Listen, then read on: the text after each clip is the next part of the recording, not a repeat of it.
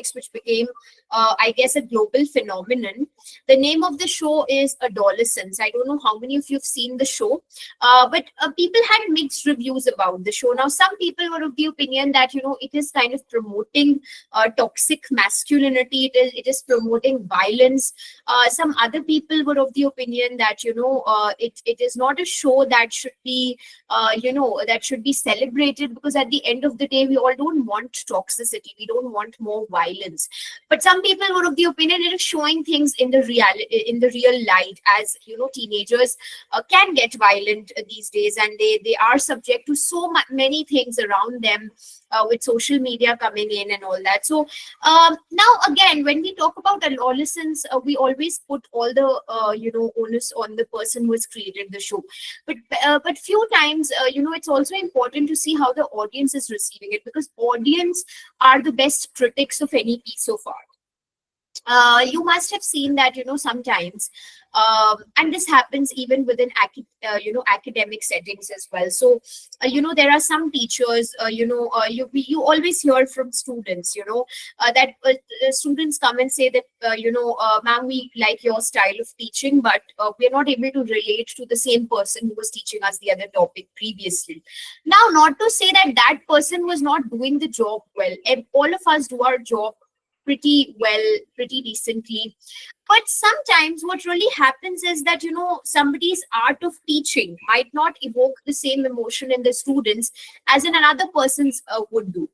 But they're teaching the same content at the end of the day. That there is no dearth of content, honestly. Now, I don't think we live in a world where audiences or students or anybody is in a dearth of content. We all have access to, in fact, unlimited content, to so to speak. So then the question arises, an important question that arises is that is it the content or is it the person? Which essentially is Rasa theory. That is it the artist? Is it the artistic creation? Is it the audience? What is exactly evoking the emotion? Now, these are three parallels. So artist, artistic emotion, and creation. They overlap with each other. They do not exist in isolation from each other. When we talk about the artist, of course, artist is very important because that's the creator of the art form. But once the art has been created, like for example, let's say when a book has been written. Now, once the book has been written, it is on sale. People are buying the book. Like with Heart Lamp recently, there were many people who had different opinions about, Heart Lamp. But largely it was receiving a positive response. The translator herself was getting a lot of visibility. So I feel that once the work is out in the public domain, what really matters is what kind of emotion it is evoking. I mean, there have been brilliant movies, there have been brilliant artists who have created pieces of art but that have not really resonated with the audience, so hence they do not go down well in history. I remember there was a painting, I'm forgetting the name, but there was a painting. I think there was a live portrait which was made back in the 1600s.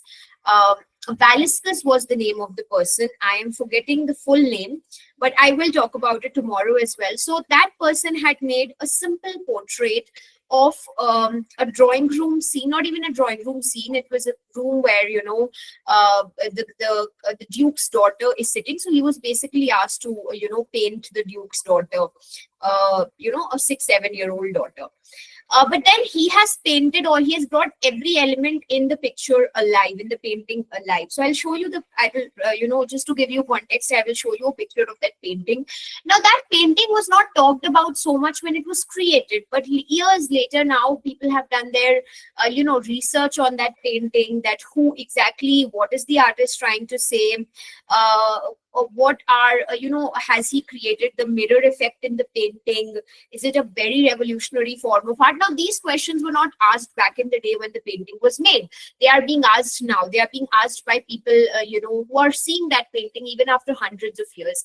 So is it the victory of the artist that even after hundreds of years, after the death of the artist, still people are remembering the painting? So these questions become very important. These questions become very seminal.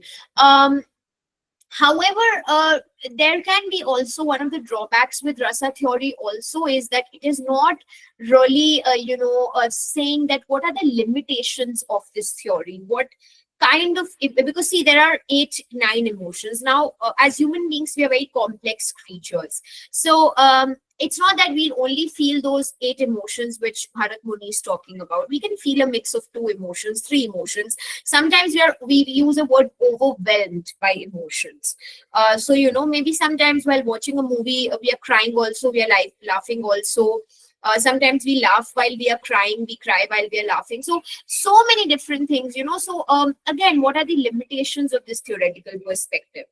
That is something which is very, very important, which needs to be looked at. Now I'll be moving further to explore how rasa theory shapes emotional artistry. Now, rasa theory originates from Natya Shastra. We have already established this, around 2nd century BCE to 2nd century CE. Now, this again becomes a point of contention with contemporary scholars, because they think that time has so evolved from the time when this text was written. How can we still use it as a treatise, or as a seminal work of literary theory? But then it is what it is. It is used as a seminal work of literary theory because the base of these emotions remains the same. The times might change, but still, when we go and watch a movie, some people still start crying. So, can we not apply rasa theory there? Then that becomes the question. Or, for example, you are debating a web series, Adolescence. Now, why are we debating the web series? Because it has evoked some kind of emotion in us. It can be negative, it can be positive, that's subjective. But if it delivers the act of evoking emotion, then according to Bharat Muni, it is a great example of artistic creation. Now, what is the framework? So this theory was written as a framework to evoke and understand emotions.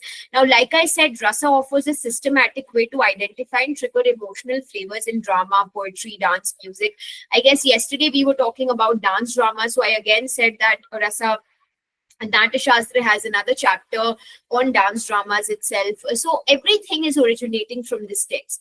Then influence global arts and cultural studies. Now, the reason why rasa theory is popular is not because Indian academics are practicing it. It is popular because it is resonated with people all around the world. It's not just the Indian academics or the Indian students who are reading rasa theory. In fact, if you look at the syllabus of different universities abroad, you will see a lot of things being borrowed from Indian knowledge system, from Arthashastra to Panini's treatise on languages, to so many different things they are borrowing. They are reading Sanskrit in detail. In fact, most of them are researching the Bhagavad Gita. So what the question then is that it's not something which is we feel it's almost read to death now, done to death now. But the point is that even artists and scholars abroad are appreciating it. Also, because I feel that even within the Western tradition, I think apart from the Greek dramas, which we're talking about, like I said, this theory also talks about the stage setup and everything, the lighting, the makeup, the costumes, and all that. Um, the problem with Greek dramas was that they were also talking about all of this, but this theory is the first one to talk about all of this.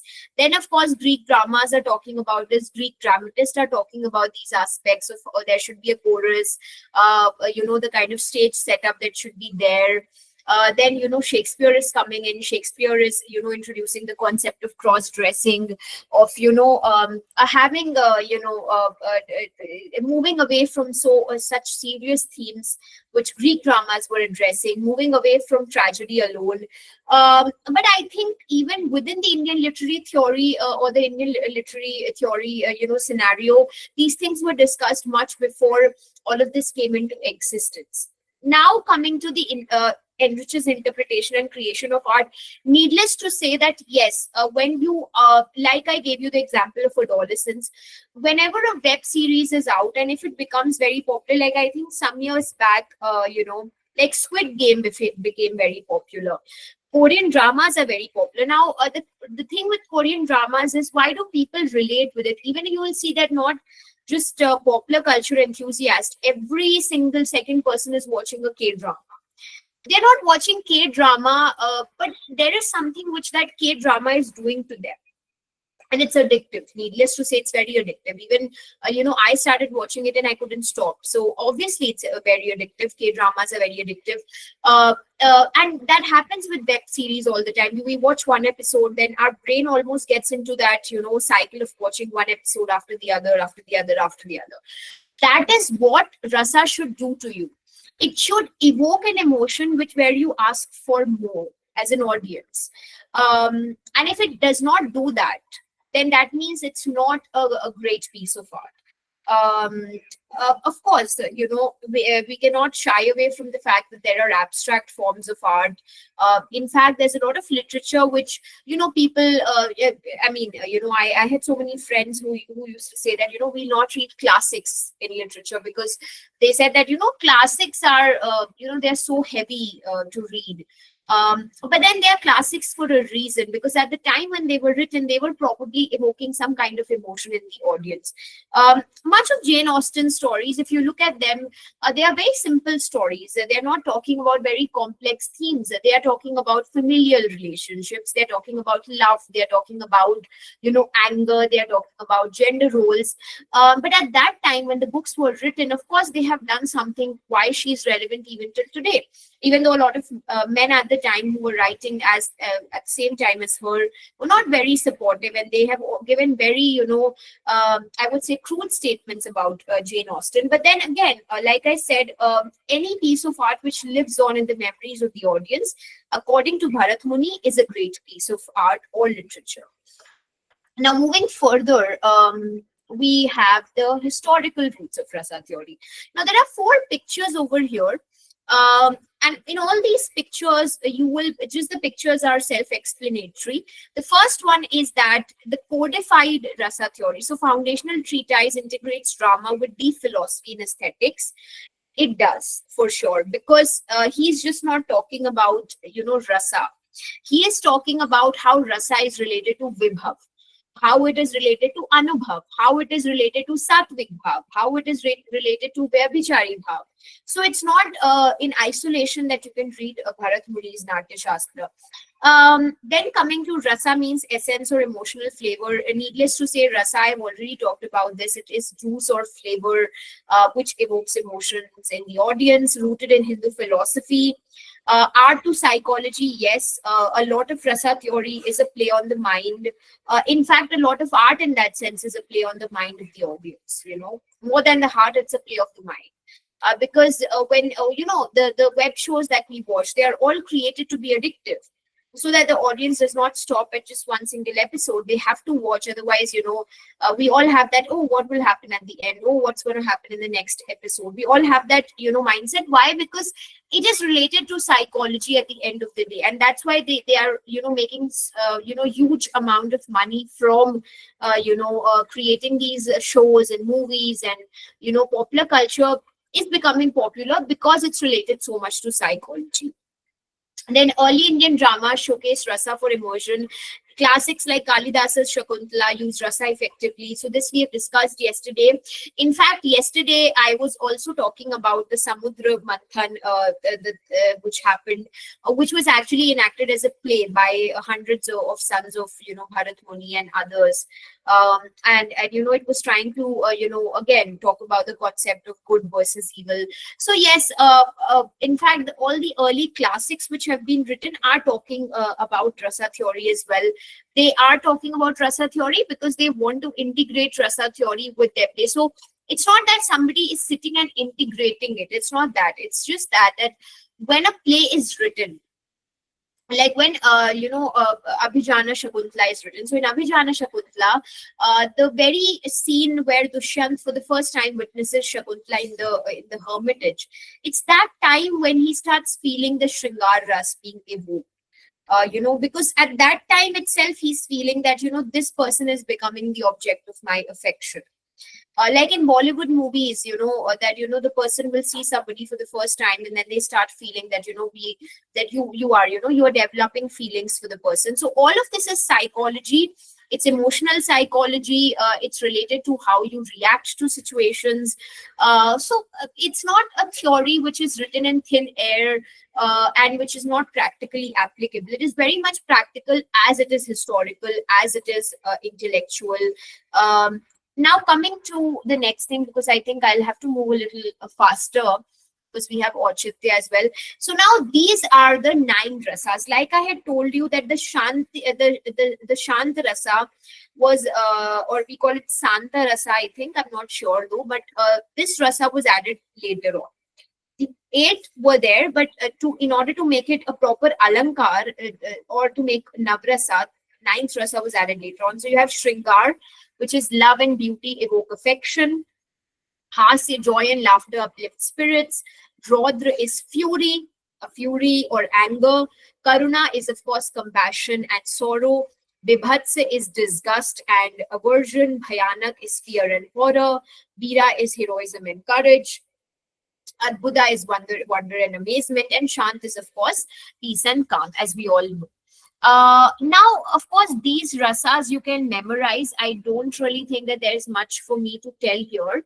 So you can memorize these rasas. These are the main rasas which Bharat Muni is talking about. Now, it's not that at one point of time, a character or an audience will feel one single emotion. They can feel a mix of two as well. So it's not that he's saying that a singular emotion is felt at a particular point in time. You can feel a mixed bag of emotions depending on what the circumstances are. So we will discuss this when we talk about Vibhav, which is determinant.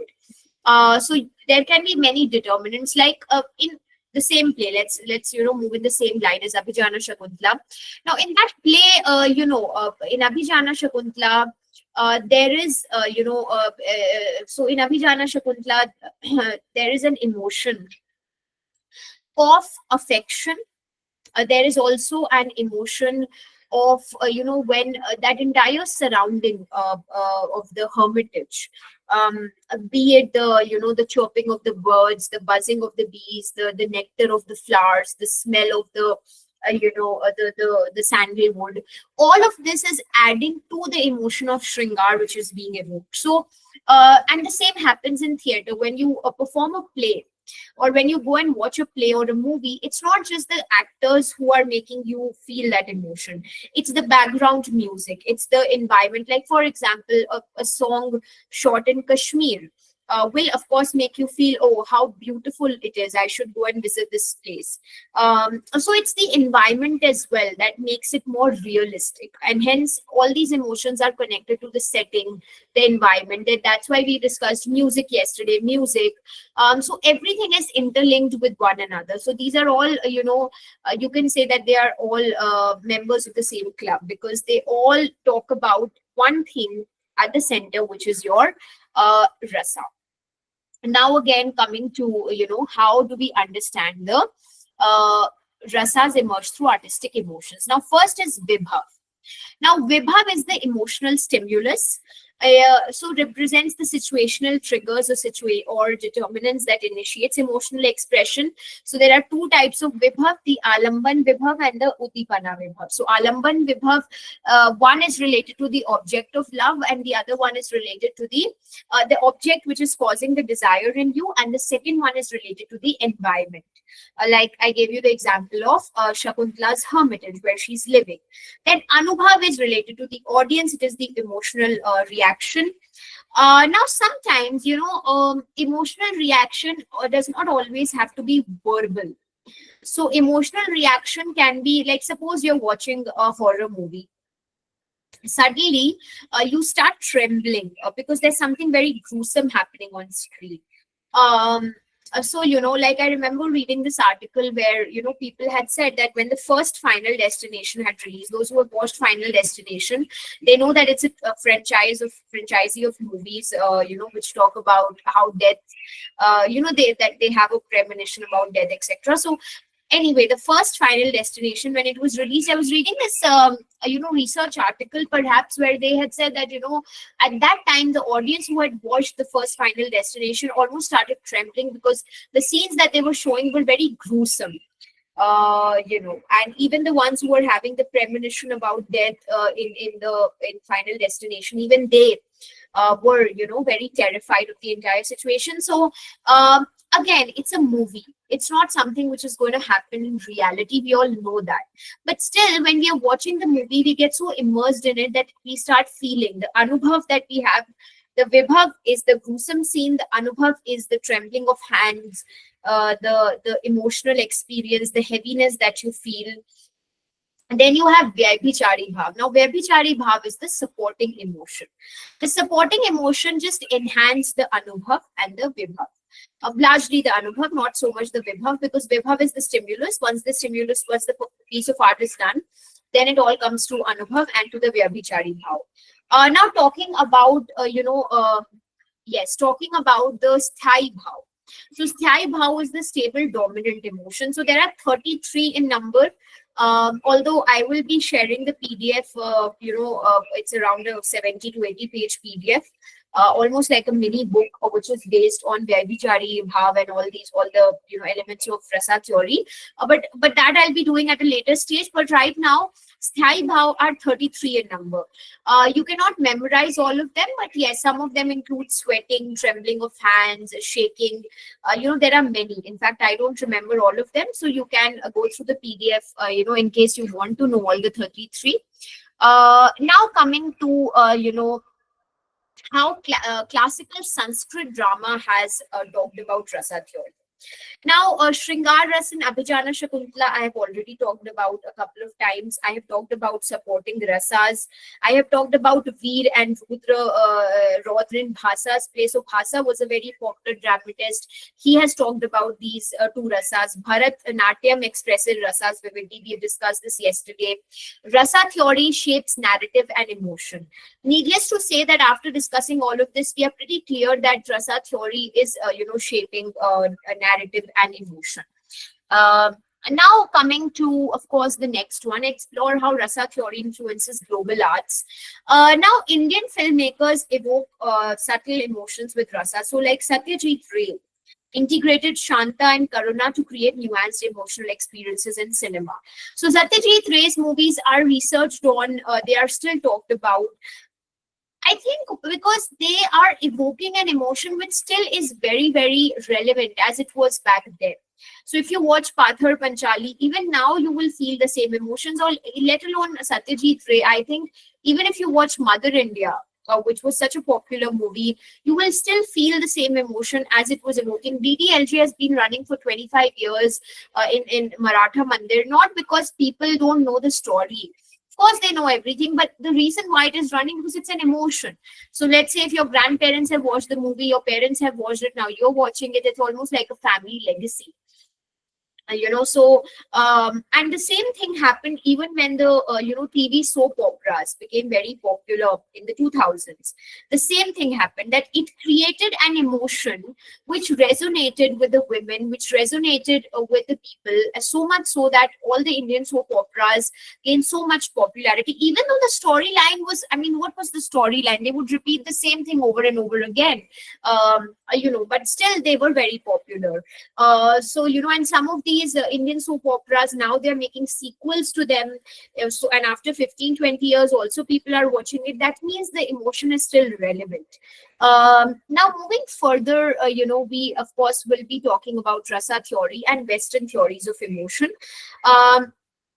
Now again, the emotional focus, shared emotional experience between performer and audience. Western theory focuses on individual psychological response. Like I said, Western theory does not really have a lot to say about the emotional response of the audience. It has more about the performer and the individual experience, not about the collective experience. Catharsis aligns with Aristotle concepts of emotional purification. We all know that. So rasa theory, of course, aligns with Aristotle in that sense. In the Western context, emphasizes catharsis as a emotional release. So they both are different. Purification is when you're able to actually, come to a point where you can realize the emotion that seems closest to you. However, catharsis is an emotional release would be that by the end of the play, Like for example, in Hamlet. Um, by the end of the play, if there is an emotional catharsis, if there's a release, only then the catharsis will happen. Otherwise, not. Emotional categories, so discrete emotional flavors. I've already talked about the 8 rasas, 9 rasas. Western theories are less categorical in that sense. So Western theoretical concepts do not have many categories as such. Yes, if you read affect theory, so there to a certain extent, Baruch, Spinoza, or Deleuze and Guattari, or you can talk about Sara Ahmed, you can talk about um, you can talk about, yeah, Sarah Ahmed, Gilles Deleuze, and Felix Guattari. Then you have Sylvan Tompkins. Yes, Sylvan Tompkins is one person. If you read Sylvan Tompkins' analysis of emotions, now he is giving I guess 11 or 9 emotions, and he's pairing two with each other. I don't remember it clearly, but Sylvan Tompkins is one person who is talking to a certain extent about the emotions and different categories. Sylvan Tompkins, you can read the works of Deleuze and Guattari, A Thousand Plateau. You can read the works of Sarah Ahmed. So if you want, like, I think that day somebody was asking me the Western counterpart. So I think the Western counterpart for Rasa theory would be affect theory. However, affect theory is not exactly the emotion. Affect theory talks about the pre-conscious level. So affect theory is not talking about, let's say, when we say the word sad, we form an image in our mind of a person, not feeling good, or a person crying, or a person filled with sorrow. However, in affect theory, the emotion is not codified. A very good example of this would be if you read, Sylvia Plath's Bell Jar, through the lens of affect theory, you will be able to understand what I'm talking about. So you can perhaps read the analysis of Sylvia Plath's Bell Jar through affect theory. But a slightly similar, I would say, a 50-50 similar would be, affect theory. And then you can also read the concept of Baruch Spinoza, where he's talking about the concept of God, and what it has to do with emotional, catharsis with emotions, and how it aligns with effects. So there are a lot of things, but the problem with the Western theoretical concept is that in Western theoretical concept, there is no theory which is so well aligned, well designed, well structured, and which focuses on all elements. Educational value, like I said, educational value, the very fact that today also we are discussing affect theory is an example that it still holds some relevance. If you read about Indian poetics at large, you will still see that, a lot of the texts which come from the Indian knowledge system, a very good analysis can be done through the affect theory, through Rasa theory. Even you can apply affect theory as well, but yes, Rasa theory remains the popular choice. Now coming to navigating challenges and unlocking opportunities in Rasa theory today. First is translate nuanced Sanskrit terms accurately. Now with AI, you can do that. I do not think it was possible even 10 years back, but now with AI, you can, have an accurate Sanskrit translation.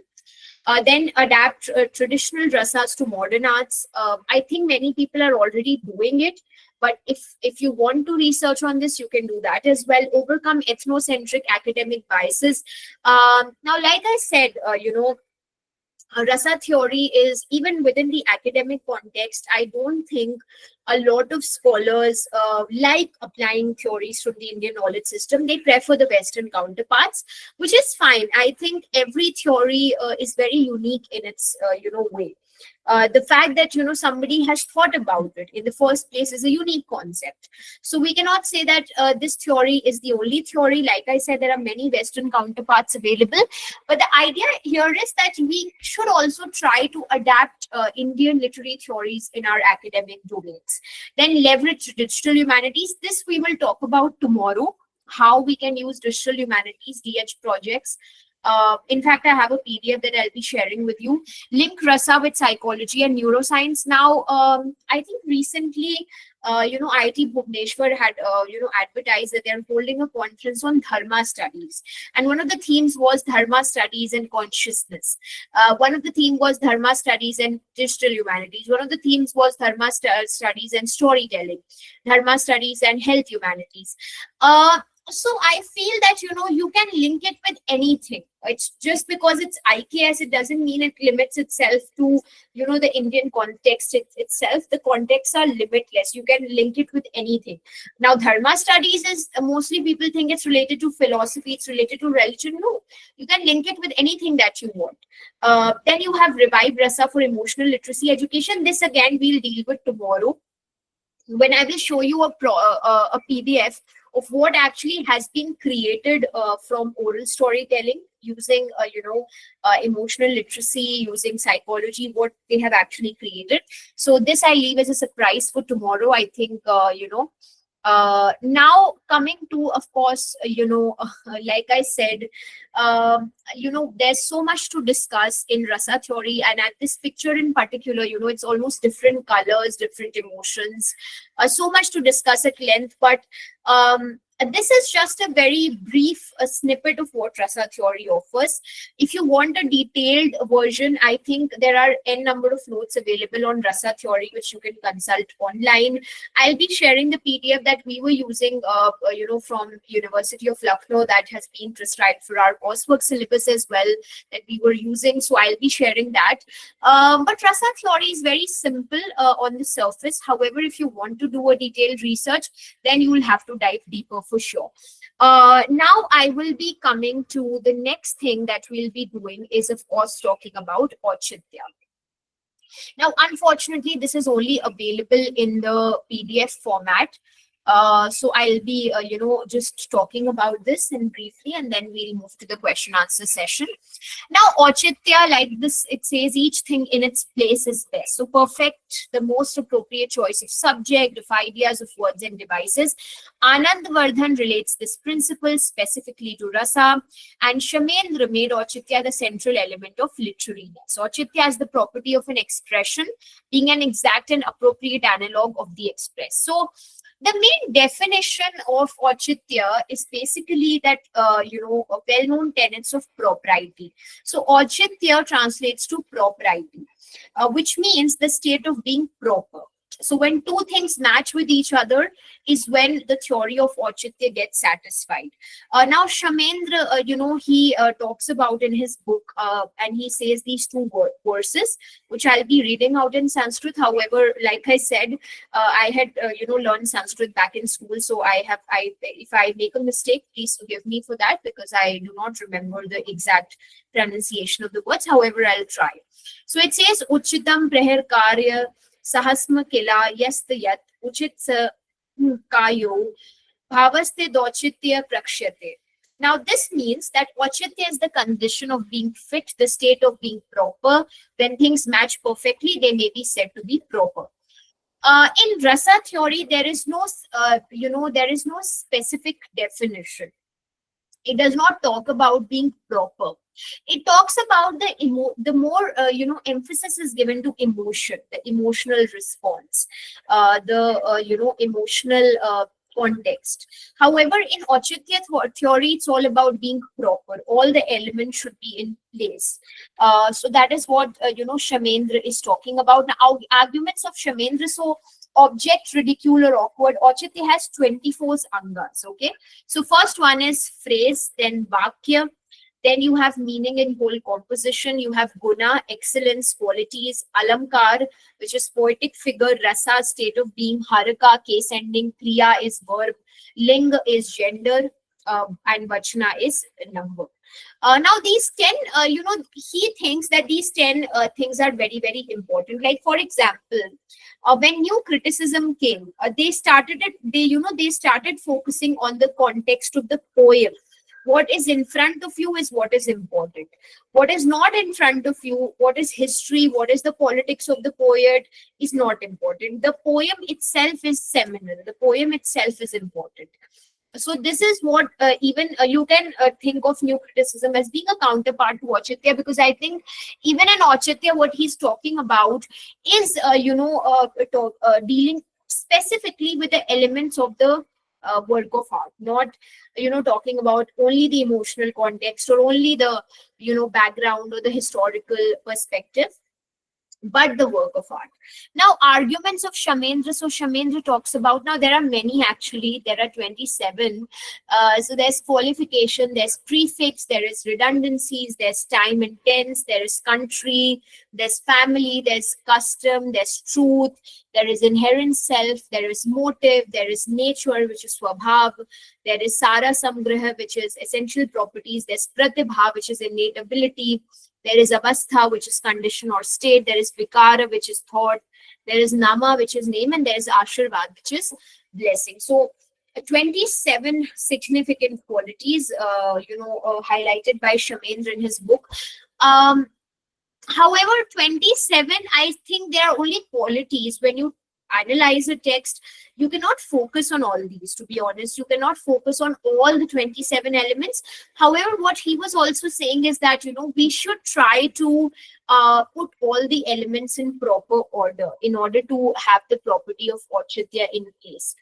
There are limbs or constituents of literary composition according to Shamendra and belong to different levels of domains. So like I said, these are coming from all domains. Like when you read New Criticism, it's not talking about so many domains. It is talking about the poem itself as being the center of analysis. However, with Shamendra, all these elements play an important role.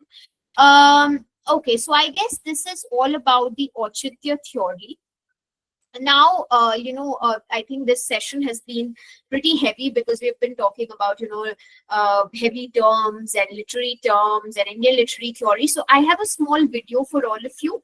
There was this person who I guess 10, 12 years back had talked about the technology of storytelling. Now, I'm showing you a slightly older video also because I want to trace back the tradition to the, mid 2000s, pre 2015 and then post 2015. Because now with AI, things have changed a lot. However, when Kindle started becoming popular is when storytelling to a certain extent also became digitalized.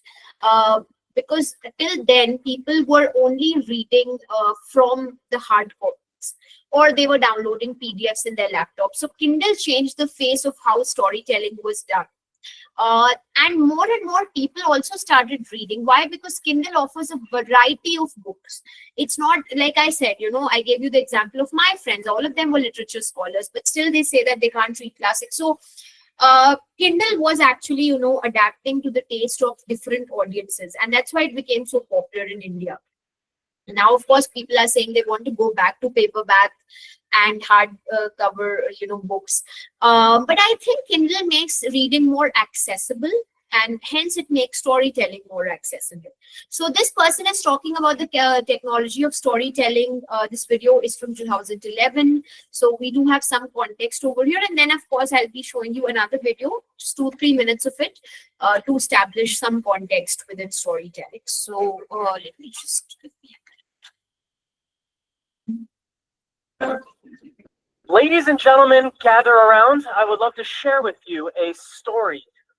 Once upon a time in 19th century Germany, there was the book.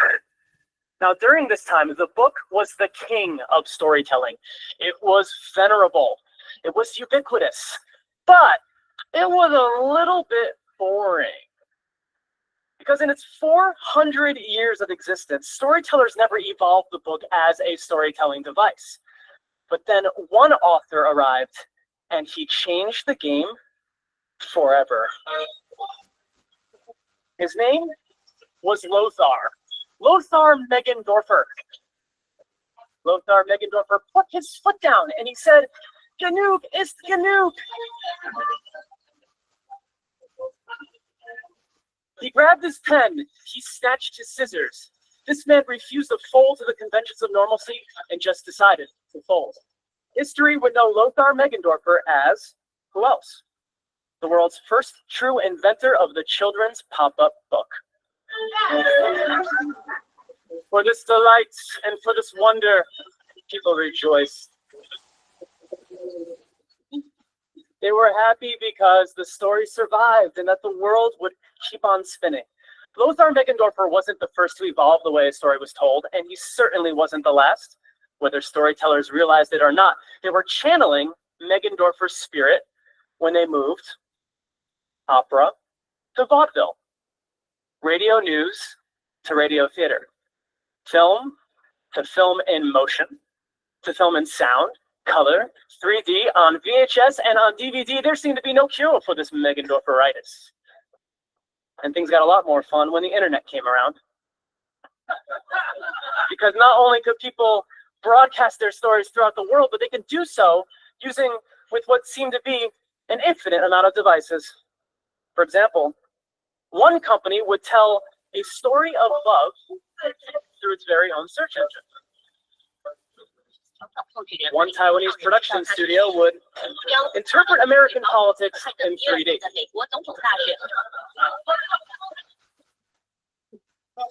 And one man would tell the stories of his father by using a platform called Twitter to communicate the excrement his father would gesticulate. And after all this, everyone paused. They took a step back. They realized that in 6,000 years for celebration, the art. Okay, so we will, I stopped the video also because, it's a slightly longer video. But the reason why I'm showing you this video also is because very interesting concept that has been taken up by him. Now he's showing you the transition of storytelling to a certain extent also. So storytelling is transitioning in all forms. Why he talked about this person, this German author in particular, is because he's creating something which is very unique. Like I gave you the example of how children's literature has been created in different formats now. So with Panchatantra online project, they have been able to reach out to many students who find Panchatantra or Jataka tales boring and they want to stick to their own fairy tales and Frozen and Rapunzel and all of that.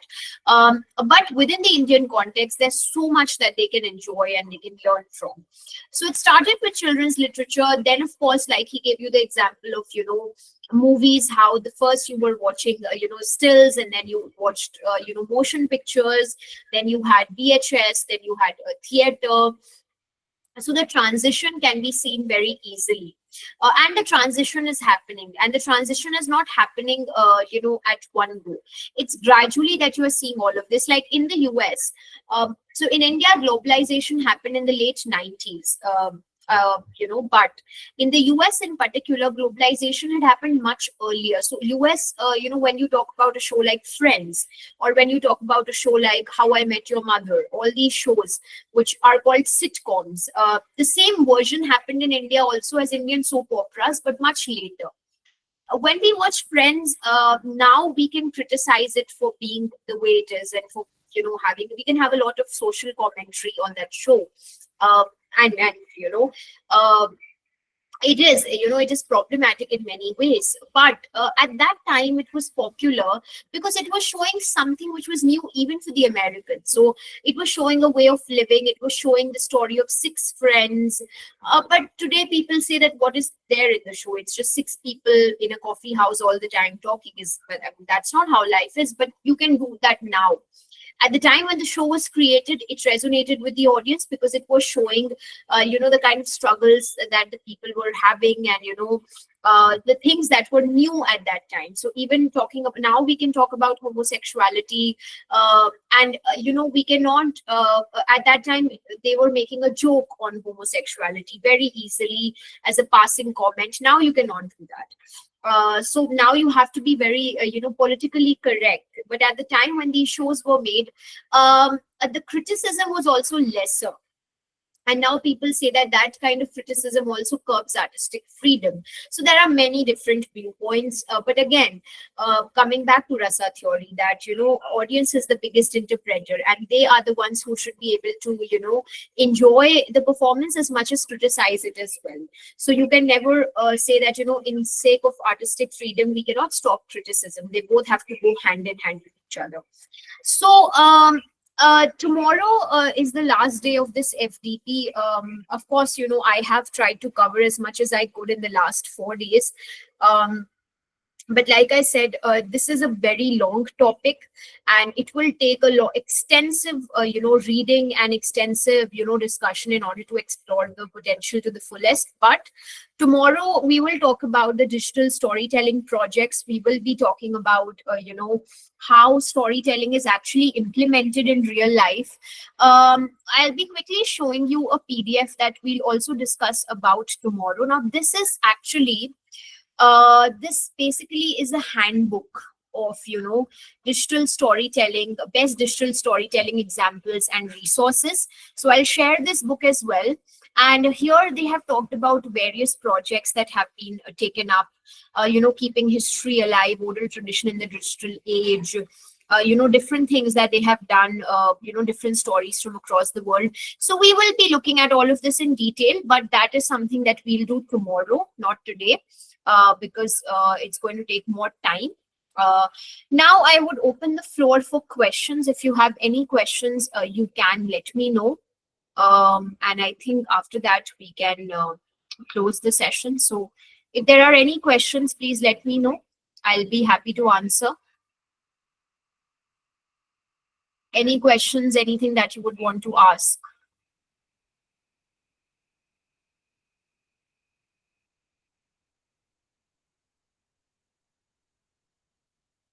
You can drop your questions in the chat box as well.